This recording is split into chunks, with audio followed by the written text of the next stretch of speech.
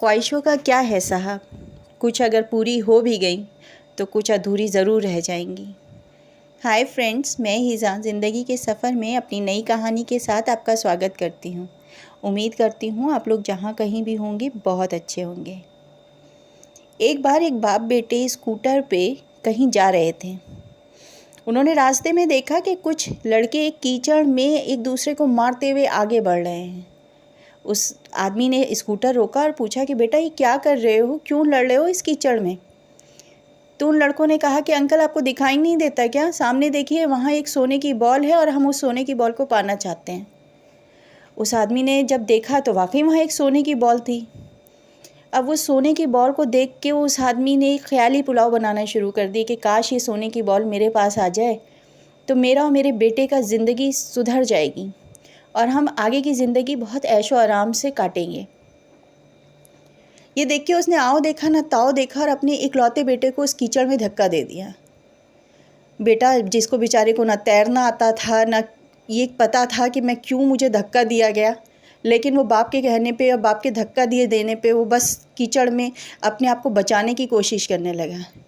अब पूछने लगा कि पापा, आपने मेरे साथ ऐसा क्यों करा? तो उसके फादर ने कहा कि तुम्हें दिख नहीं रहा वो सामने जो गोल्डन बॉल है जिसके लिए सारे लोग लड़ रहे हैं?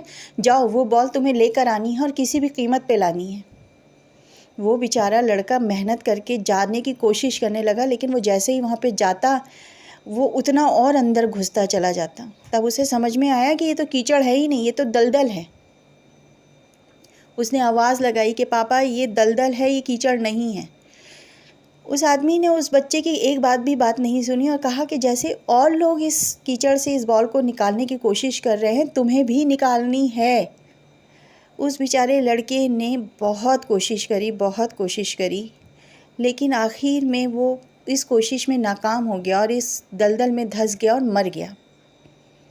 ये देख बाप जो है वो परेशान हो गया और बहुत चीखे मार मार के, दहाड़े मार मार के रोने लगा।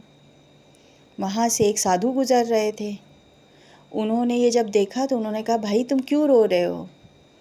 तो उस आदमी ने वो सारी बात बताई कि ऐसे सामने एक गोल्डन बॉल रखी है और उस बॉल को लेने के लिए मैंने अपने बेटे को धक्का दिया था, लेकिन मेरा बेटा ला तो नहीं पाया, उल्टा मर भी गया। मैंने अपने इकलौते बेटे को खो दिया।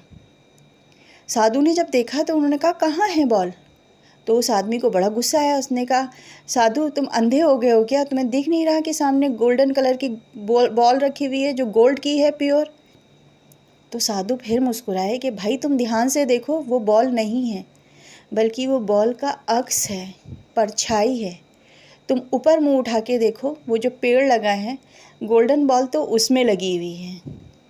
अब ये देख तो उस आदमी ने अपना सर पकड़ लिया। अब वो क्या ही करता। तो उस साधु ने बोला, अगर तुम बिना सोचे समझे अपने बेटे की बिना मर्ज़ी जाने उसे उस कीचड़ में नहीं धकेलते तो हो सकता है कि वो उस गोल्डन बॉल को तोड़ के ले भी आता। हो भी सकता है कि वो तुम्हारी आगे की ज़िंदगी बहुत अच्छी गुजर जाती, और अगर कुछ भी नहीं होता तो कम से कम वो ज़िंदा तो होता। समझे दोस्तों, इस कहानी से हमें क्या सीख मिली कि हमें अपने बच्चों से कभी भी ज़बरदस्ती नहीं करनी चाहिए। एक बार उनसे ज़रूर पूछना चाहिए कि उनकी क्या ख्वाहिश है। हमें अपनी मर्ज़ी भी बतानी चाहिए कि ये तुम्हारे लिए सही नहीं है या ये तुम्हारे लिए अच्छा है, लेकिन इसके बावजूद भी हमें अपने बच्चों की खुशी को आगे रखना चाहिए।